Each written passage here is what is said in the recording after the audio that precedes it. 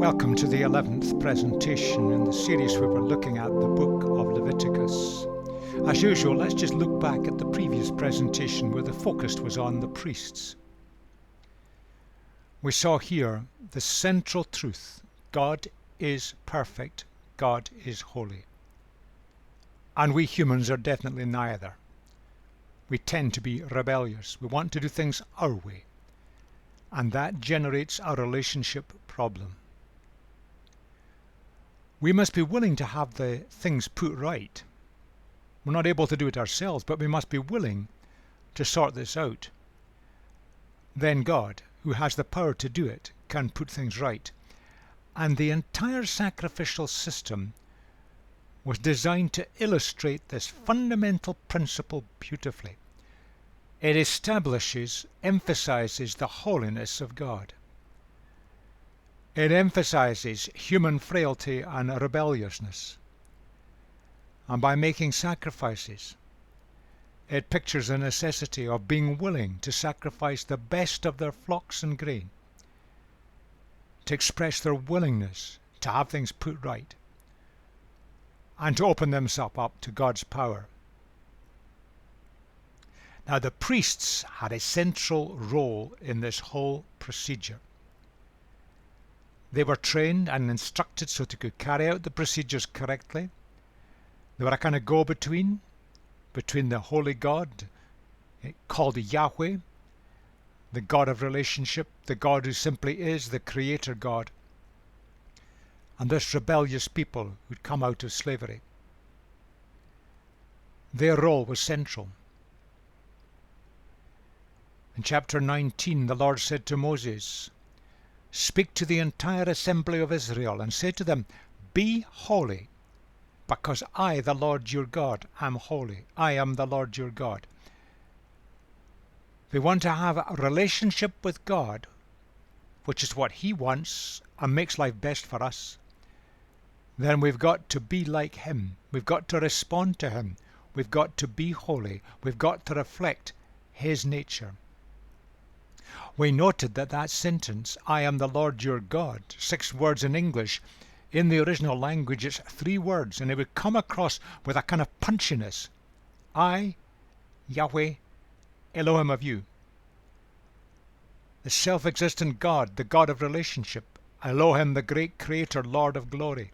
Their God, the one whom they had committed themselves to serve. And holiness is to be expressed in life quality. It's nothing vague. Life quality. Life quality that reflects God Himself in His holiness, in His perfection, in His wholeness, in His completeness, ethical and moral purity. And the sacrificial system was there to reflect all of that. It reflects the nature of God and all His holiness. It reflects the way to access God by rebellious humans. But it relied on the priests. They had to carry out the procedures, and therefore they carried great responsibility in carrying out their duties correctly. And we saw in a previous presentation the 2 elder sons of Aaron. When they decided to play fast and loose with the system, they paid a terrible penalty. A role of great responsibility. That's the significance of the priests and the sacrificial system in the life of this people, moving through the desert from slavery to freedom. Now with that behind us, let's move forward into chapter 23, which we left behind last time because its theme is festivals. The religious festivals of the nations, sometimes described as sacred assemblies, gatherings of the people together to celebrate, times when work stopped and they gathered together to celebrate. Yes, they were sacred. Yes, they were solemn, but there were also times of celebration. Celebration of what God had done, has done, is doing, will do. Celebration of the God who provided for them. So let's look at the verses here, verses 1 to 8. The Lord said to Moses, "Speak to the Israelites and say to them, These are my appointed festivals, the appointed festivals of the Lord, which you are to proclaim as sacred assemblies. There are 6 days where you may work, but the 7th day is a day of Sabbath rest, a day of sacred assembly. You're not to do any work. Wherever you live, it is a Sabbath to the Lord."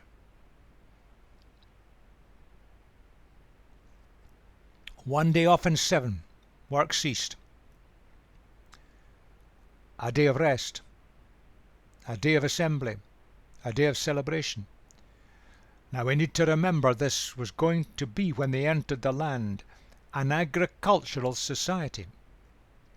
People would live and survive on the crops they grew and on the animals they bred. And the danger was that they would end up working all the hours of daylight that existed, because that so often happens in the agricultural world.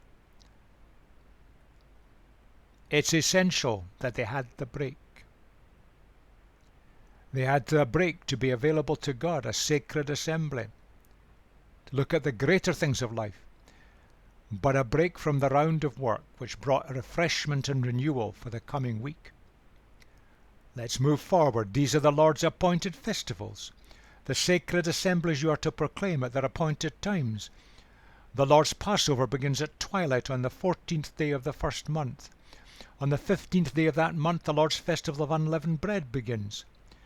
For 7 days you must eat bread made without yeast. On the first day hold a sacred assembly, and do not do any of your ordinary work. For 7 days present a food offering to the Lord, and on the 7th day hold a sacred assembly, and do not do any of your ordinary work. Now there are together there 2 celebrations that have become one. Celebration of the Passover and the festival of unleavened bread. And they all relate to the release from slavery in Egypt, where they had their final meal of a lamb, and then they had to pack up and get out fast before the Egyptians changed their minds. Didn't have time to let the yeast work through the bread, so the bread just had to be made without the yeast, so it didn't rise properly.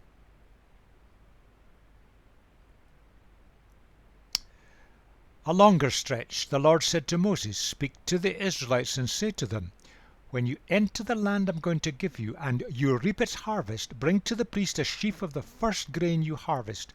He is to wave the sheaf before the Lord, so it will be accepted on your behalf. The priest is to wave it on the day after the Sabbath. On the day you wave the sheaf, you must sacrifice a burnt offering to the Lord, a lamb a year old without defect, together with its grain offering of 1/5 of an ephah of the finest flour mixed with olive oil, a food offering presented to the Lord, a pleasing aroma, and its drink offering of 1/4 of a hin of wine. You must not eat any bread or roasted or new grain until the very day you bring this offering to your Lord. This is to be a lasting ordinance for the generations to come, wherever you live." Now the year started in March, so this is the early spring harvest. and they were required to bring the first fruits of that harvest, just in sheer gratitude to God for what he had done for them. These had been sown and growing over the winter, probably barley, and this would be the first harvest. And for an agricultural people, to see the first harvest was a day of great celebration.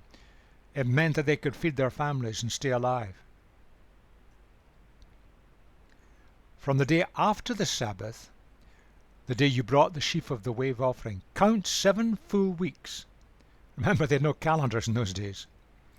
Count 50 days, 7 times 7 plus 1, up to the day after the 7th Sabbath, and then present an offering of new grain to the Lord.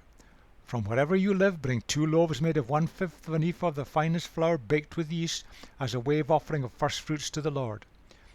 Present with this bread 7 male lambs, each a year old, without defect, 1 young bull and 2 rams. They will be a burnt offering to the Lord, together with the grain offerings and drink offerings, a food offering, an aroma pleasing to the Lord. Then sacrifice 1 male goat for a sin offering and 2 lambs, each a year old, for a fellowship offering.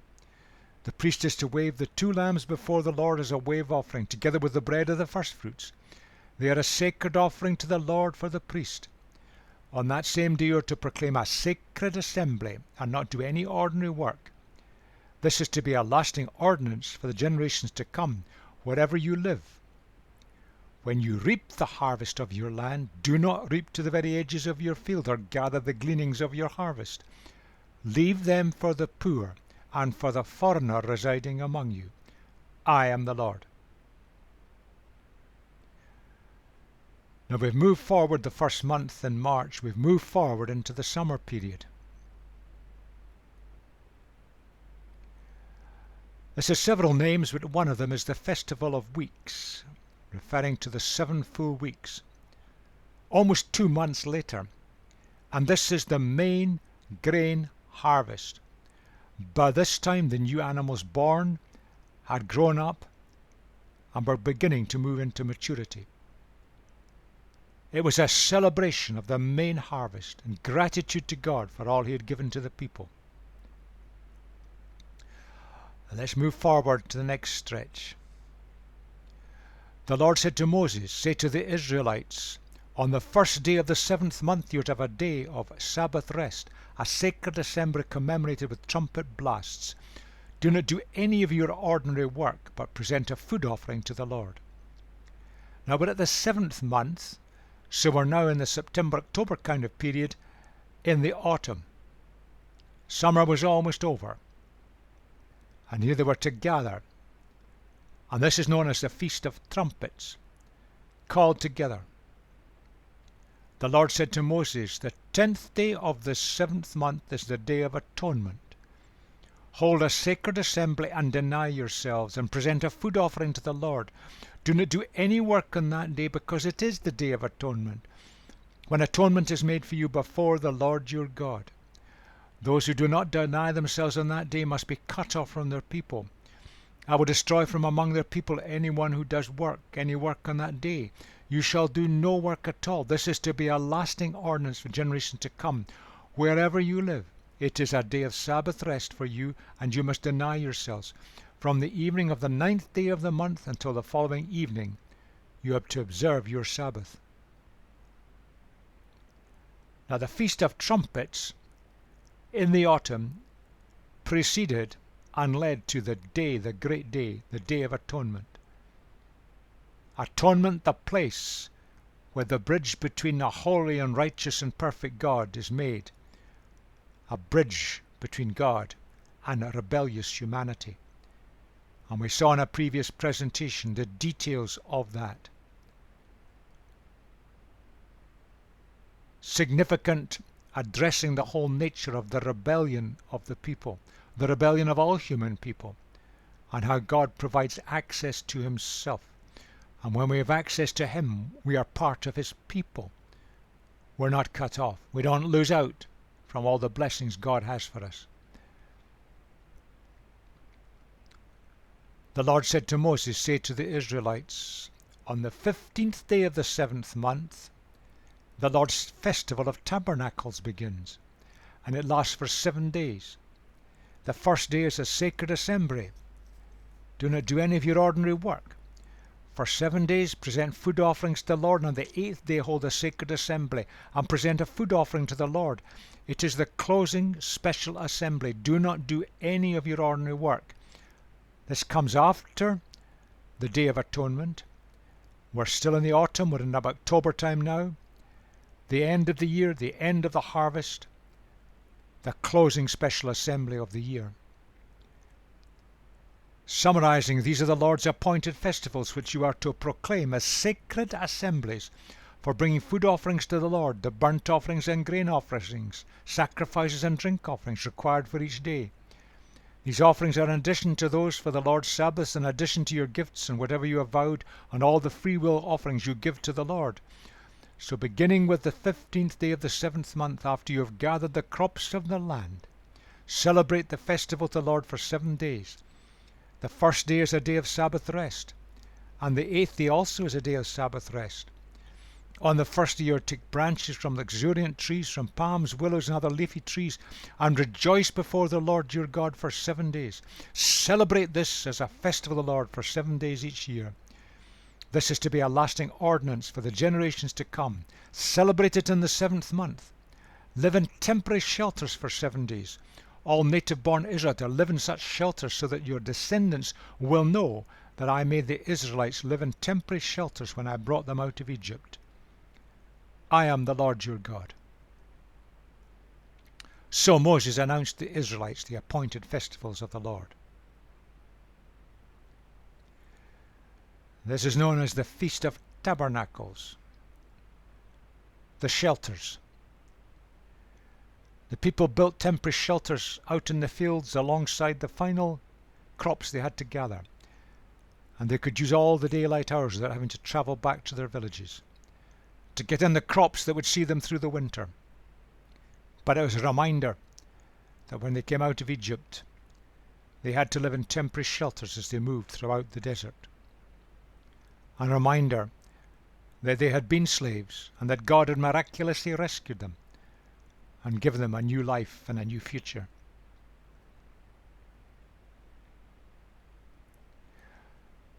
Now, it's worthwhile looking at these all put together. When we see all that list, it is a bit confusing, particularly because they counted the months in a different way from us today. They didn't have calendars. They relied very much on the movements of the moon and the seasons. So timing was more difficult, hence the details of 7 days and so on for the various festivals. Essentially, there are 3 sets of festivals. In the spring, late March, 3 festivals took place. There was the Passover, the Feast of Unleavened Bread, and the Feast of First Fruits. And they all had a clear, distinct purpose. The Passover was to celebrate the escape from slavery in Egypt. How vitally important, they never forgot that. They had been slaves. They had been enslaved there for a long time. They developed a slavery mentality. And God had intervened through Moses, and the people had been led out. And a series of miracles had taken place that allowed them to escape from the clutches of Egypt, who just used them as slave labor. And now they were on a journey through the desert to a new future. And once a year they celebrated that. The evening they ate the meal with the lamb, where not a bone had been broken, the roasted lamb. And then they used unleavened bread in the second festival for a week. Because in the rush and in the travel, there was no way that they could allow the yeast to work on the dough to make the normal bread. So the bread was a bit more like a biscuit. And then as part of this, there was the Feast of First Fruits, which they would fulfill when they got into the land. This was the early spring harvest, sowing the crops in the autumn, and that's when the rain would come over the winter, and the crops had brought the first grain in the early spring. And it was gratitude to God, the first crops. They had something to live on, an agricultural people. So they were looking back, but they were now in gratitude for what was, and that the crops would feed them into the future. And 7 weeks later, 7 weeks plus 1 day, they had the Festival of Weeks, a big event. And this marked the major summer harvest of the grain and the livestock, the new animals born. And 7 gives us the Pente of Pentecost, because in the days of Jesus, in the change of language to Greek, it had been called Pentecost. The Festival of Weeks, 7 weeks later, the major crops had grown, they'd been harvested, new animals had been born. Here was their food supply that would take them through the summer, the autumn, and through the coming winter. And then finally in the autumn time, September, October area, 3 linked festivals. The Festival of Trumpets, which led to the Day of Atonement, which was followed by the Festival of Tabernacles. The trumpets was a call to a people under covenant. God had taken this people and rescued them. Now he wanted the people to respond to him, to live for him, to live holy lives, to reflect his nature, and to make Yahweh, their God, known to the people groups all around. That was their destiny, that was their task. And this was a call to a reminder. And central to that was the Day of Atonement. A recognition that God is holy. They are rebellious. And the big day of annual sacrifice, where the 2 goats, one sacrificed and then one, the scapegoat, led into the desert. The people could see it. It was a visual symbol, a visual representation of the reality. God was removing their rebellious sin against him, so that their relationship could go on. And then this led to the Festival of Tabernacles, where the people lived in temporary shelters in the fields so they could use the maximum time to get the crops in. The final crop in gathering, particularly the fruit harvest.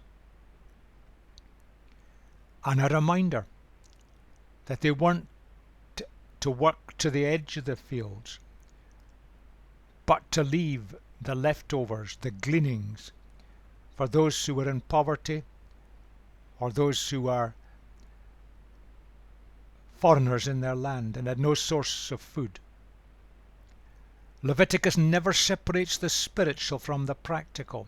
Holiness, living the way of God, affects all of life.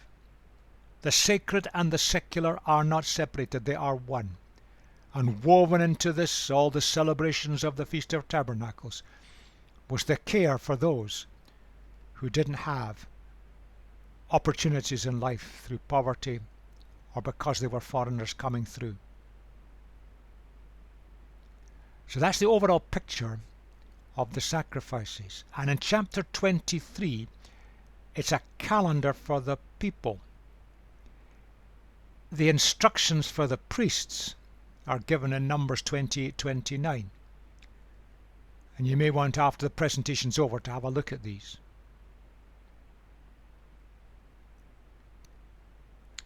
Now we've got to remember all of this was given in a context. These festivals were important for a people who didn't have written records, they couldn't read or write. It was a great memory aid of all that God had done, was doing, and would do. Life revolved around agriculture, a very different kind of society from us today. The people lived in small extended family groups. They didn't have literacy. Communications were by word of mouth, and their knowledge of God was limited. So the visual, the enacted, the events, the festivals were all so important because they carried truth. and they carried it through the subsequent generations because they had no way of passing it down other than just the verbal communication of these smaller family extended groups. 3 major times of celebration: spring, summer, autumn. 3 times a year you are to celebrate a festival to me, says God. Celebrate the feast of unleavened bread. No one is to appear before me empty-handed. Gratitude to God. The festival of harvest with the first fruits of the crops you sow in your field. The festival of ingathering at the end of the year. 3 times a year all the men are to appear before the sovereign Lord. I've extracted that from Exodus 23, which gives you an overview of the situation, because there are other passages that refer to these festivals. We're basing it on Leviticus, but this gives an overview. These were important because people needed to remember, as the years, the decades passed by, the memory of what God had done for them, what God was doing for them, and that God was responsible and guiding them through everything. It was so easy that that could be lost. And there were no way of keeping the records in a written form. There was no education, no schooling. So all of these events were so important in the life of the people. From Deuteronomy, it explains why. When you have eaten, this is a picture of about to enter the land, when you have eaten and are satisfied, praise the Lord your God for the good land he has given you. Be careful that you do not forget the Lord your God, failing to observe his commands, his laws and decrees, the guidance and framework God has given us for rich living, that I am giving you this day. Otherwise, when you eat and are satisfied, when you build fine houses and settle down, or when your herds and flocks grow large, your silver and gold increase, and all you have is multiplied, then your heart will become proud, and you will forget the Lord your God, who brought you out of Egypt, out of the land of slavery. You see, none of this would have happened apart from God's direct intervention, rescuing the slave people from Egypt and taking them and preserving them through a desert which is pretty barren and brutal, and bringing them from oasis to oasis till they could enter a land where crops could grow because there was some rainfall. This is always a danger, and we see this danger in the West. That since about 1950, when Western Europe in particular and related nations had escaped from the ravages of a major war, wealth grew. Sadly, it concentrated far too much in minorities. People had their own homes, their own security, there was jobs, wealth grew, trade grew, possessions grew, every family had a car. And at the same time as this materialism grew, we forgot the Lord. We forgot the Lord who brought us out of the ravages of 2 world wars. And we got kind of proud in ourselves. We thought we were self-made, we could cope with it, we could take our own decisions. And Western societies today have marginalized God. We've pushed God to the edges of life. We've locked him up in our churches and cathedrals. We've ritualized him out of existence. God has been forgotten. And yet God brings us through life. God brought these people out of abject slavery to a new future. And for all of us humans, God is the richest and the best for us when we put him back at the center of our lives. And all these celebrations, all these festivals, are a vitally important part of it. Now they have less of a significance for us today because we are a culture where we have got education. We can read and write. But in those days it was so important. family groups, extended family groups, too easy to lose out and forget.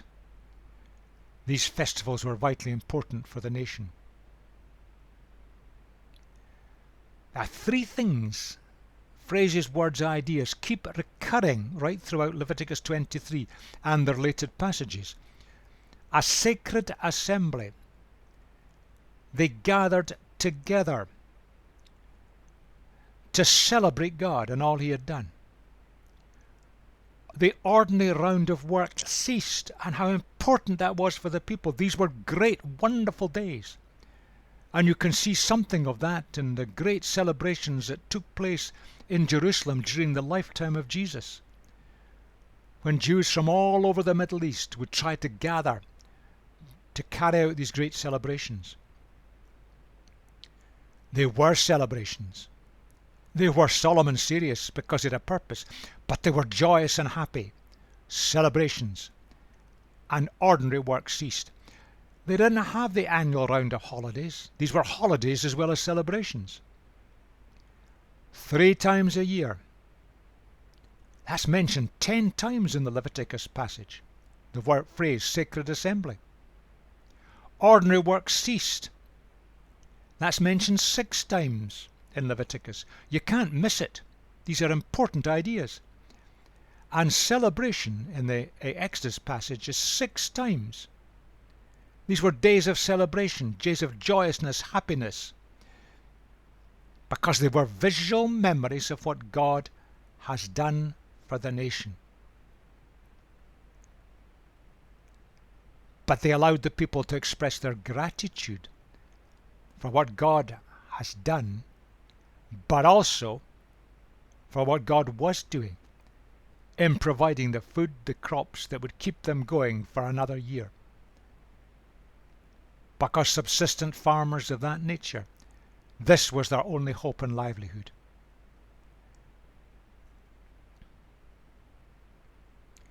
Seems strange of solemn and celebration, yet the two were together.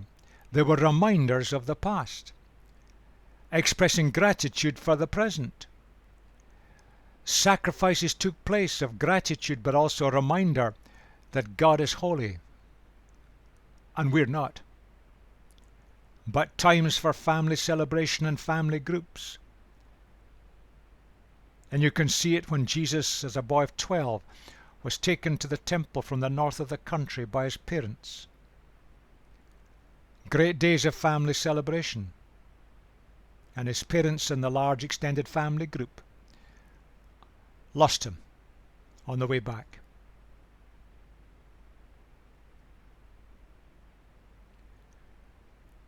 Just summarizing this, in the spring, the Passover and the unleavened bread.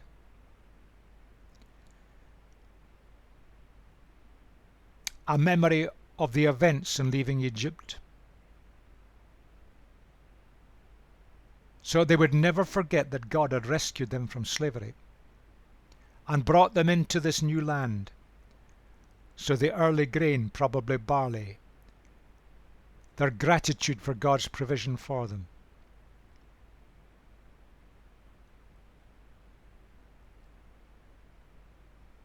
In the summer, the Festival of Weeks,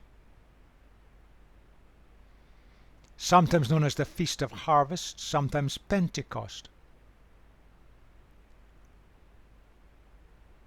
The main harvest, gratitude, but also the reminder to provide for those who were poor or visitors. This was their main harvest and the new livestock that had been born. This would keep them going for the coming year. And then in the autumn, the Feast of Trumpets, when they came together. A reminder that God had made a covenant, an agreement with the people. He would be their God, and he called them to follow him and live his ways and make him known to the nation groups round about. That led to the Day of Atonement. They were called to do that, but they were rebellious. So a sacrifice is made for the whole nation. A costly sacrifice.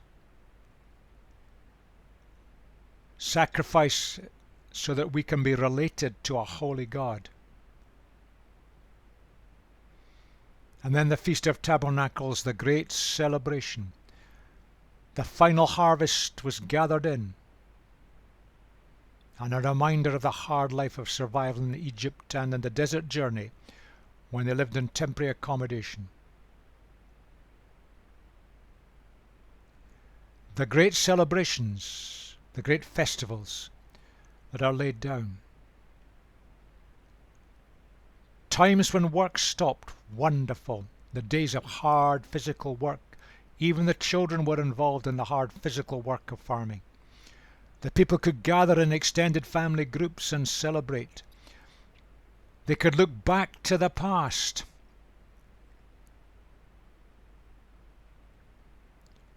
They could see what God was doing in the present. All that God had done for this people group, a rabble of slaves rescued from Egypt.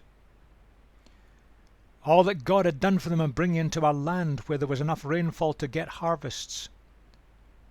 And there was plenty space in the land for them to occupy it. Because at that time, the people who lived in the land were relatively few in number. God's provision, but what of the future? As God had rescued, as God was providing, God would be with them into the future. But it's interesting that these three events, three of the festivals, carry over into the Christian era. The Passover, the Good Friday, that was the Passover day, Passover weekend. And Jesus, the Passover lamb, the great high priest who was also the perfect sacrifice. But the instructions were that the lamb, not one bone was to be broken. And that was true of him. On Easter Sunday, the Feast of Unleavened Bread was underway. Paul picks this up. For Christ, our Passover lamb, has been sacrificed. Therefore let us keep the festival, not with the old bread leavened with malice and wickedness, but with the unleavened bread of sincerity and truth. And he pictures a metaphor there of our response to all the sacrifice of Jesus. And our response and commitment by his grace and strength to live lives that reflect him. And then the 7 weeks and 1 day later, the Feast of Weeks, Pentecost, the gift of the Holy Spirit, described in Acts chapter 2. The gift of God in the provision of the harvest and the livestock. That was the celebration of the Feast of Weeks. God was now giving an even greater gift, the gift of the Holy Spirit, to empower and equip his people so they could move forward and move on and reach the world for Jesus. So these great festivals, some of them have carried forward, and the New Testament picks up some of the ideas. The great festivals of Leviticus 23.